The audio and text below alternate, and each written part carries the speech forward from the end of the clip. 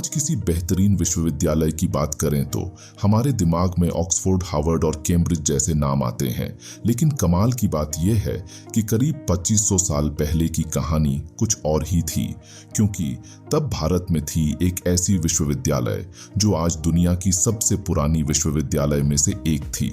आज भारत के छात्र अध्ययन करने के लिए विदेश जाते हैं, वहीं एक समय जब विदेश से विद्यार्थी अध्ययन के लिए भारत आते थे। दुनिया की पहली विश्वविद्यालय जिसे विदेशी छात्रों को स्वीकार किया वो भारत की ही विश्वविद्यालय थी। हम बात कर रहे हैं हजारों साल पहले मौजूद तक्षशिला विश्वविद्यालय की। तक्षशिला विश्वविद्यालय, जो कि गांधार राज्य में सिंधु नदी के किनारे स्थित था, विभाजन के बाद वर्तमान में पाकिस्तान के रावलपिंडी में स्थित है। तक्षशिला शहर का महत्व कम हो गया, लेकिन इसके ऐतिहासिक और सांस्कृतिक महत्व ने इसे यूनेस्को की विश्व धरोहर स्थल बना दिया है।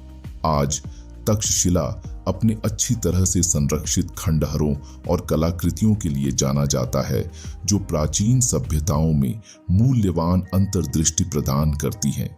जिस दौर में लोग जंगलों और गुफाओं में रहकर जीने के गुण सीख रहे थे, उस दौर में भारत के लोग तक्षशिला विश्वविद्यालय के माध्यम से अलग अलग विषयों के ज्ञान सीख रहे थे।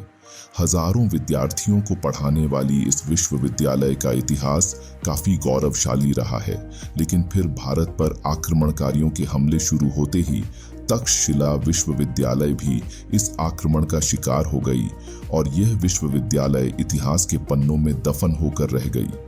आज के इस वीडियो में हम आपको इतिहास के पन्ने पलटकर इस विश्वविद्यालय के बारे में पूरी जानकारी बताने वाले हैं।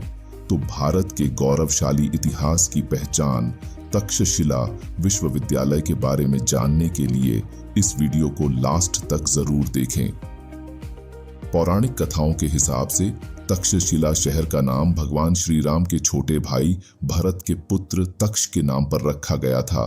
विश्वविद्यालय को 1863 में खोजा गया था, जब पुरातत्व विभाग द्वारा खुदाई के दौरान जमीन के नीचे दबे इस महान विश्वविद्यालय के कुछ अवशेष अलेक्जेंडर कनिंघम को मिले।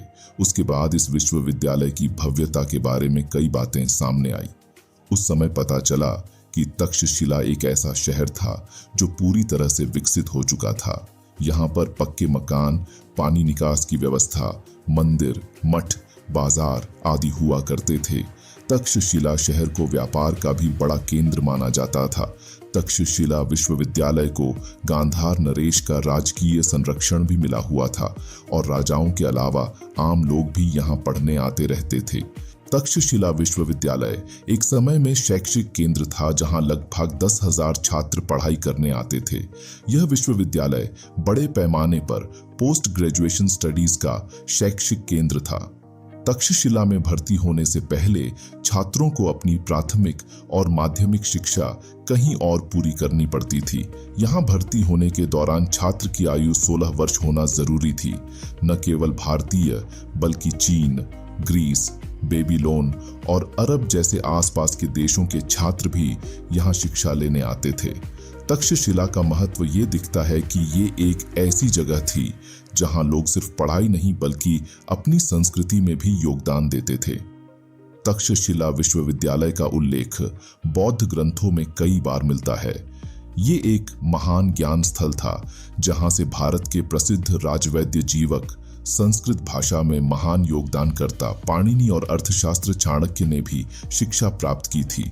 चंद्रगुप्त मौर्य को प्रशिक्षण और शिक्षा के लिए चाणक्य तक्षशिला ले गए थे और वहां उन्हें सैन्य विज्ञान सहित उस काल के सभी विज्ञानों और कलाओं की शिक्षा दी थी। वहां उन्होंने 8 साल तक पढ़ाई की। तक्षशिला को हम एंशिएंट सिलिकॉन वैली भी कहते हैं।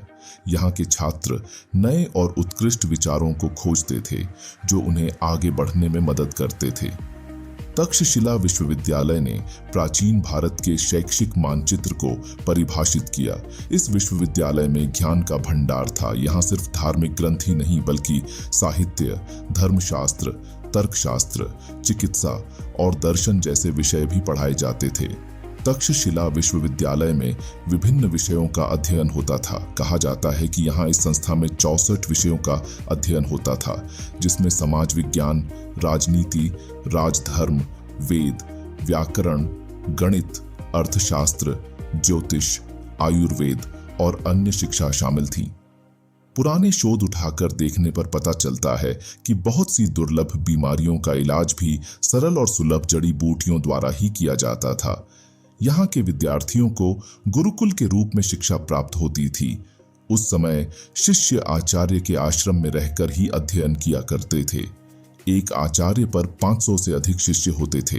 तक्षशिला विश्वविद्यालय के पाठ्यक्रमों में सभी विद्यार्थियों के साथ एक समान व्यवहार होता था, चाहे वे राजा के वंशज हों या आम लोग। लेकिन जो धनी छात्र होते थे वह आचार्य को भोजन, निवास और अध्ययन का शुल्क देते थे तथा निर्धन छात्र अध्ययन करते हुए आश्रम के कार्य किया करते थे।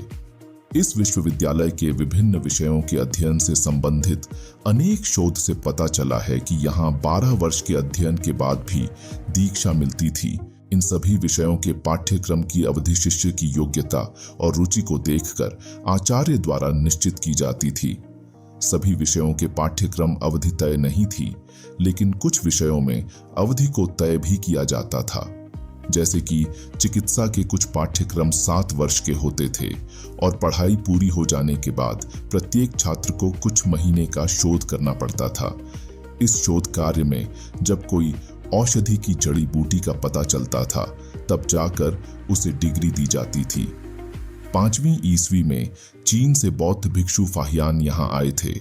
उन्होंने तक्षशिला शहर के साथ ही विश्वविद्यालय के पूरे वैभव को देखा। हालांकि 7वीं ईस्वी में जब चीन से एक भिक्षु शियान जांग यहाँ आए तो वहां उन्हें सिर्फ वीरानी और मलबे ही दिखाई दिए। 4वीं शताब्दी ईस्वी पूर्व से भारत पर आक्रमण होने लगे थे, जिसके बाद अंततः 6वीं शताब्दी तक आक्रमणकारियों ने तक्षशिला विश्वविद्यालय को पूरी तरह से नष्ट कर दिया था। एक के बाद एक हुए आक्रमणों ने इस शहर को पूरी तरह से खत्म कर दिया था। इस शहर के खात्मे पर अलग अलग तरह के कयास लगाए जाते हैं। कुछ इतिहासकारों का कहना है कि मध्य एशियाई खानाबदोश जनजातियों ने यहाँ आक्रमण करके शहर को खत्म कर डाला था।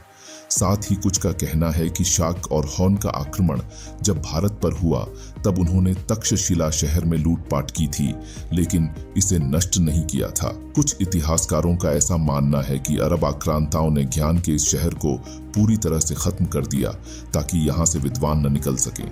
ऐसा भी माना जाता है कि 6वीं सदी में जब अरब और तुर्की के मुसलमानों ने आक्रमण करना शुरू किया था तब बड़ी संख्या में यहाँ तबाही मचाई गई थी। आज भी यहाँ पर टूटी हुई मूर्तियों और बौद्ध प्रतिमाओं के अवशेष देखने को मिल जाते हैं। 6वीं ईस्वी पूर्व में जब विदेशी आक्रमणकारी ने यहाँ आक्रमण किया था तब तक्षशिला संसार की सबसे प्रसिद्ध विश्वविद्यालय ही नहीं बल्कि चिकित्सा शास्त्र का एकमात्र मुख्य केंद्र भी हुआ करती थी।